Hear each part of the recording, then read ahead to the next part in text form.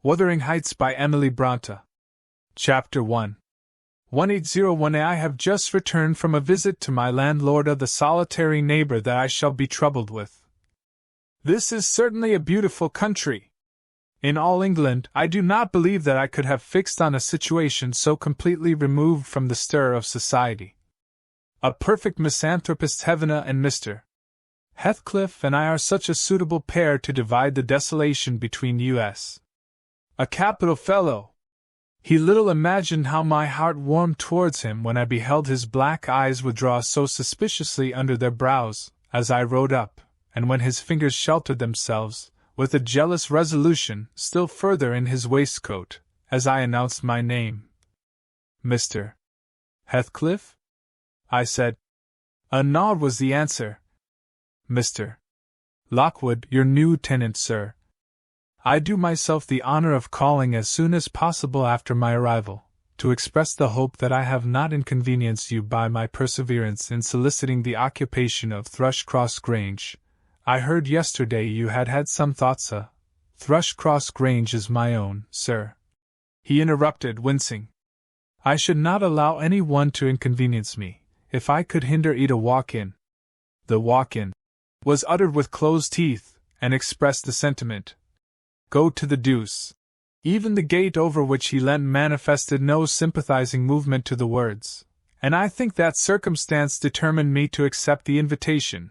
I felt interested in a man who seemed more exaggeratedly reserved than myself. When he saw my horse's breast fairly pushing the barrier, he did put out his hand to unchain it, and then sullenly preceded me up the causeway, calling, as we entered the court, Joseph, take Mr.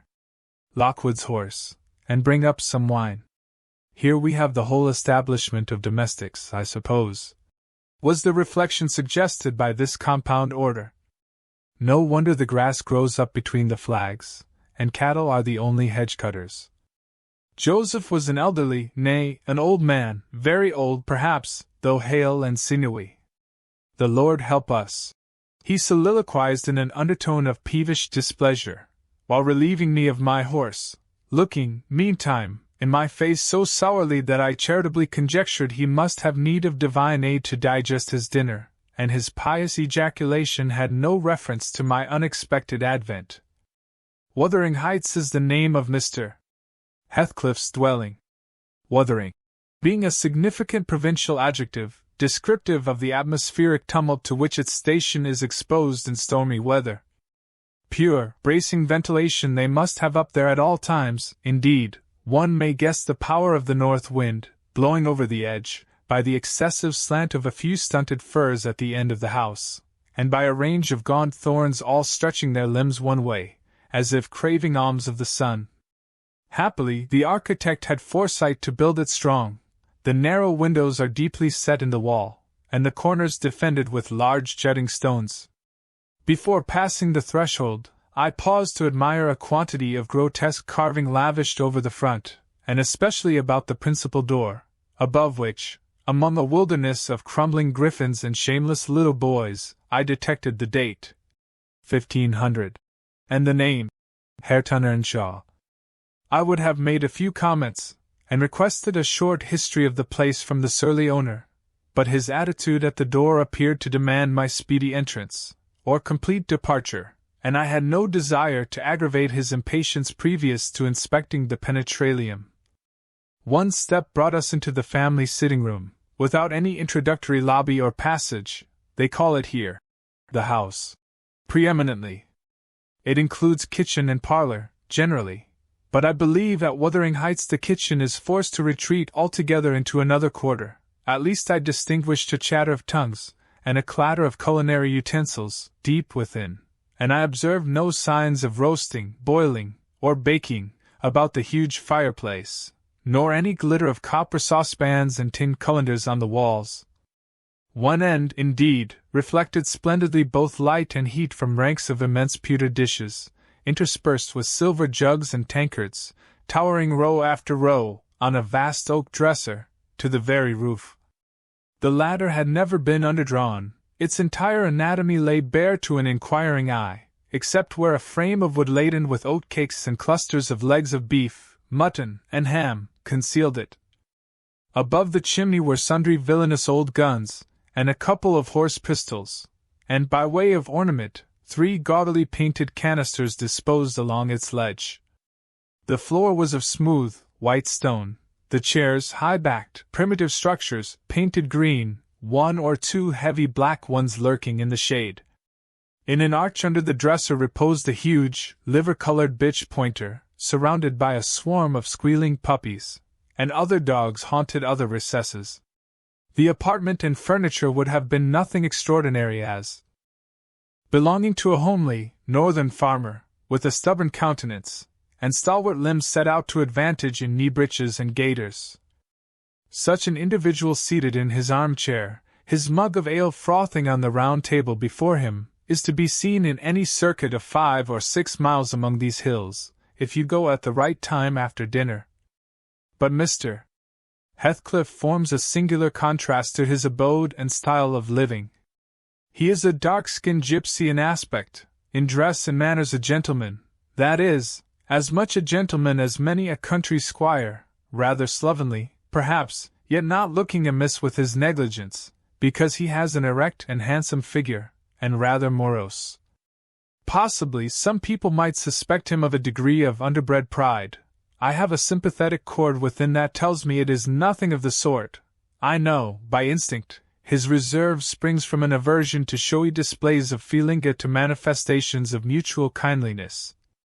He'll love and hate equally under cover, and esteem it a species of impertinence to be loved or hated again. No, I'm running on too fast. I bestow my own attributes over-liberally on him. Mr. Heathcliff may have entirely dissimilar reasons for keeping his hand out of the way when he meets a would-be acquaintance, to those which actuate me.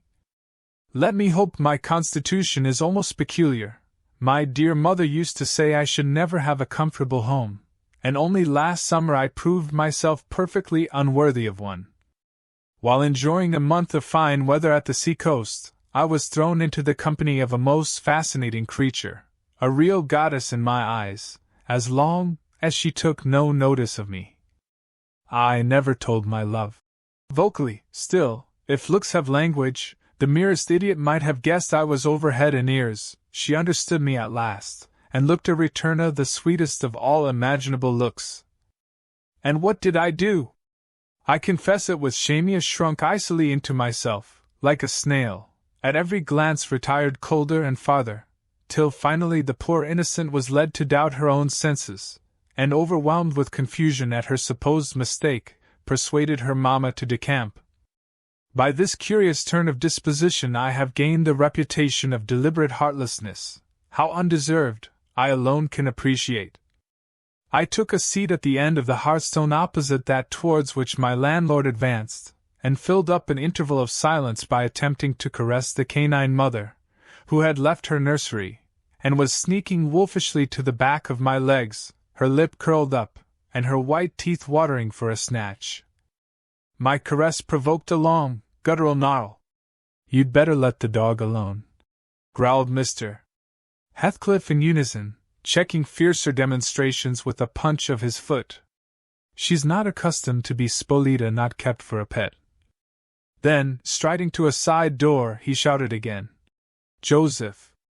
Joseph mumbled indistinctly in the depths of the cellar, but gave no intimation of ascending, so his master dived down to him, leaving me vis-a-vis the ruffianly bitch and a pair of grim shaggy sheepdogs, who shared with her a jealous guardianship over all my movements. Not anxious to come in contact with their fangs, I sat still, but imagining they would scarcely understand tacit insults, I unfortunately indulged in winking and making faces at the trio, and some turn of my physiognomy so irritated Madame, that she suddenly broke into a fury and leapt on my knees. I flung her back, and hastened to interpose the table between us. This proceeding aroused the whole hive. 6 four-footed fiends, of various sizes and ages, issued from hidden dens to the common center. I felt my heels and coat laps peculiar subjects of assault, and parrying off the larger combatants as effectually as I could with the poker, I was constrained to demand, aloud, assistance from some of the household in re-establishing peace. Mr. Heathcliff and his man climbed the cellar steps with vexatious phlegm. I don't think they moved 1 second faster than usual, though the hearth was an absolute tempest of worrying and yelping. Happily, an inhabitant of the kitchen made more dispatch, a lusty dame, with tucked-up gown, bare arms, and fire-flushed cheeks, rushed into the midst of us flourishing a frying-pan, and used that weapon, and her tongue, to such purpose, that the storm subsided magically, and she only remained, heaving like a sea after a high wind, when her master entered on the scene. "What the devil is the matter?"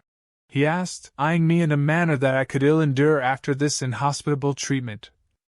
"What the devil, indeed?" I muttered. "The herd of possessed swine could have had no worse spirits in them than those animals of yours, sir. You might as well leave a stranger with a brood of tigers. They won't meddle with persons who touch nothing," he remarked, putting the bottle before me, and restoring the displaced table. "The dogs do right to be vigilant. Take a glass of wine?" "No. Thank you." "Not bitten, are you?" If I had been, I would have set my signet on the biter. Heathcliff's countenance relaxed into a grin. "Come, come," he said. "You are flurried, Mr. Lockwood. Here, take a little wine. Guests are so exceedingly rare in this house that I and my dogs, I am willing to own, hardly know how to receive them. Your health, sir?" I bowed and returned the pledge, beginning to perceive that it would be foolish to sit sulking for the misbehavior of a pack of curs. Besides, I felt loath to yield the fellow further amusement at my expense, since his humor took that turn. He, probably swayed by prudential consideration of the folly of offending a good tenant, relaxed a little in the laconic style of chipping off his pronouns and auxiliary verbs, and introduced what he supposed would be a subject of interest to me, a discourse on the advantages and disadvantages of my present place of retirement. I found him very intelligent on the topics we touched, and before I went home, I was encouraged so far as to volunteer another visit tomorrow. He evidently wished no repetition of my intrusion. I shall go, notwithstanding. It is astonishing how sociable I feel myself compared with him.